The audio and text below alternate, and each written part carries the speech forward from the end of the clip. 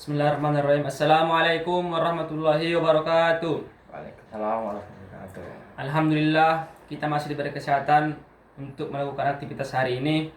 Salawat berikan salam kita keruhkan kepada Nabi Muhammad SAW yang berlepaskan Allahumma sholli ala sayyidina Muhammad wa ala ali sayyidina Muhammad. Baiklah, kami dari kelompok 2 ingin mempresentasikan hasil diskusi kami yang berjudul ilmu gizi.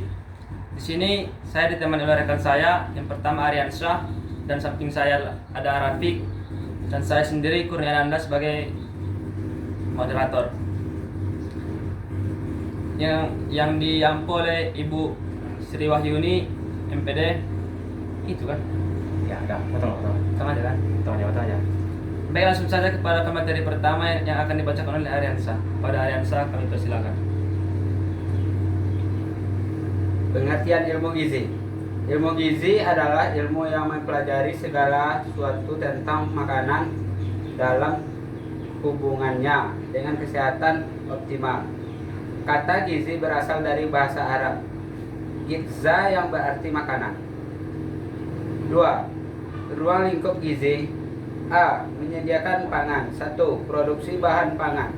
2. Pasca panen. 3. Perdagangan bahan pangan. 4. Teknologi pangan. B. Distribusi dan konsumsi. 1. Pengolahan di dalam keluarga. 2. Penghidangan dan distribusi di dalam keluarga. 3. Susunan hidangan. C. Pendidikan gizi. 1. Pendidikan gizi bagi tenaga profesi. 2. Pendidikan gizi bagi umum. D. Kesehatan gizi. 1. Kesehatan gizi perorangan, kesehatan gizi masyarakat. 3. Beberapa pengertian istilah dalam ilmu gizi. Zat gizi, ikatan kimia yang diperlukan tubuh untuk melakukan fungsi, yaitu menghasilkan energi, membangun dan memelihara jaringan, serta mengatur proses-proses kehidupan. B. Makanan adalah bahan selain obat yang mengandung zat-zat gizi dan atau unsur-unsur ikatan kimia yang dapat diubah menjadi zat gizi oleh tubuh, yang berguna bila dimasukkan ke dalam tubuh. C. Pangan adalah istilah umum untuk semua bahan yang dapat dijadikan makanan. D. Bahan makanan adalah makanan dalam keadaan mentah. Dalam bahasa Inggris hanya digunakan satu kata untuk menyatakan makanan, pangan, dan bahan makanan, yaitu food. E. Malnutrisi atau gizi salah satu merupakan suatu keadaan patologis yang diakibatkan karena kelebihan atau kekurangan suatu atau lebih zat gizi. F. Status gizi adalah keadaan tubuh sebagai akibat konsumsi makanan dan penggunaan zat-zat gizi. Dibedakan antara status gizi buruk, kurang baik, dan lebih. Baik, terima kasih kepada Aryansyah. Selanjutnya akan dibacakan oleh pemateri kedua yang akan dibacakan oleh Muhammad Arafiq. Kepada Arafiq kami persilakan. Selanjutnya, sejarah perkembangan ilmu gizi.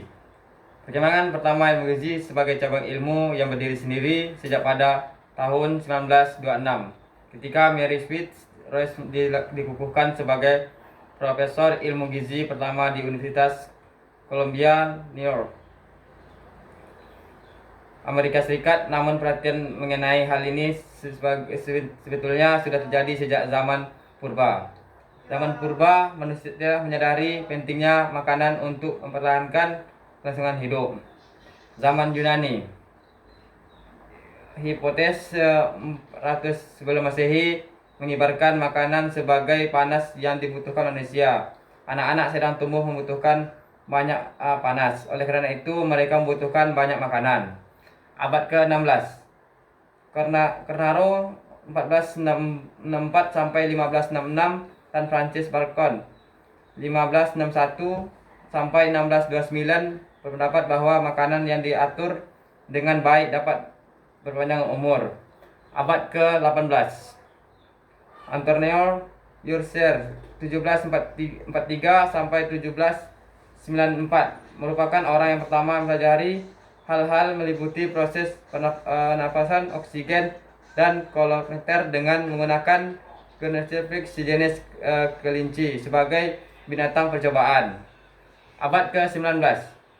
Mengenai awal abad ke-19, seorang ahli kimia Prancis untuk pertama kali dapat membedakan antara berbagai macam ilmu gizi dalam bahan makanan, yaitu karbohidrat, lemak, dan protein. Lebrecht 1803 sampai 1873. Seorang ahli kimia dari Jerman menemukan bahwa karbohidrat, lemak, protein dioksida dalam tubuh dan menghasilkan panas atau energi. Tahun 1808 ditemukan kalsium diperlakukan untuk pengumpulan darah. Plot 1831 sampai 1908. Seorang murid Liebig menemukan bahwa metabolisme protein tidak dipengaruhi oleh kerja otot, bahwa banyaknya metabolisme dalam sel menentukan banyaknya konsumsi oksigen.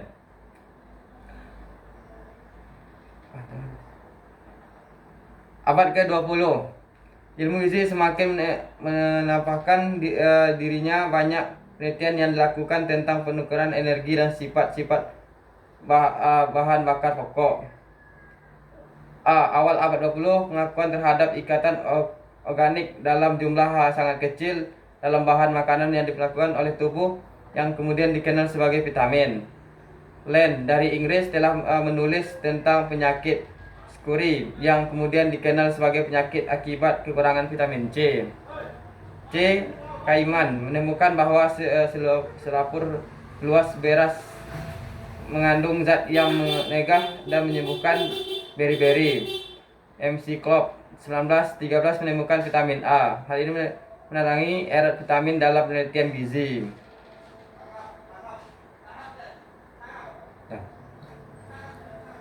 Baiklah, terima kasih kepada Rafiq.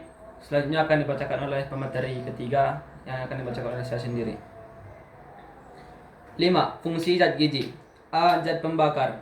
Menghasilkan energi yang terdiri dari karbohidrat, lemak, dan protein. Merupakan ikatan organik yang mengandung karbon yang dapat dibakar dan dibutuhkan tubuh untuk melakukan aktivitas. B. Zat pembangun. Untuk pertumbuhan dan pemeliharaan jaringan tubuh, terdiri dari protein, mineral, dan air. Diperlukan untuk membentuk sel-sel baru, memelihara, dan mengganti sel yang rusak. C. Zat pengatur. Mengatur proses tubuh, terdiri dari protein, mineral, air, dan vitamin. Protein bertujuan mengatur keseimbangan air di dalam sel, bertindak sebagai buffer dalam upaya memelihara netralitas tubuh dan membentuk antibodi sebagai penangkal organisme yang bersifat infektil dan bahan-bahan asing yang dapat masuk dalam tubuh. Mineral dan vitamin sebagai pengatur dalam proses-proses oksidasi, fungsi normal saraf dan otot, serta banyak proses lain yang terjadi dalam tubuh, seperti dalam darah, cairan pencernaan, jaringan, mengatur suhu tubuh, peredaran darah, pembuangan sisa-sisa ekskresi, dan lain-lain proses tubuh. Mungkin sampai sinilah hasil diskusi kami pada hari ini. Bila ada salah, kami mohon maaf. Saya Kurnia Ananda Nasution dengan NIM 2434116, dan di samping saya Muhammad Rafiq dengan NIM 2434100. Saya Aryan Syah dengan NIM 2434153. mungkin satu teman kami tidak dapat menghadiri karena ada halangan. Cukup sekian hasil dari diskusi kami hari ini. Jika ada salah, kami mohon maaf. Assalamualaikum warahmatullahi wabarakatuh. Waalaikumsalam warahmatullahi wabarakatuh. Wah,